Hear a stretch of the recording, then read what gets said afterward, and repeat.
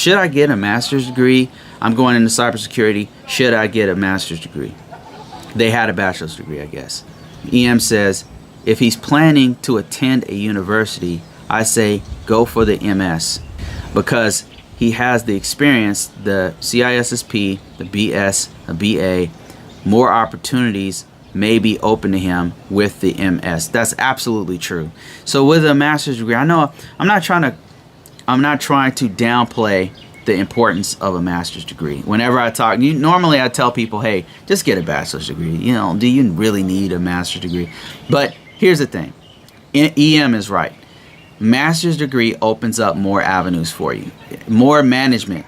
Because normally to be a manager or to be a C-level exec, one of the requirements I've noticed, not all the time, but one of the regular requirements is that they're looking for, and the people you're competing against are going to have a master's degree.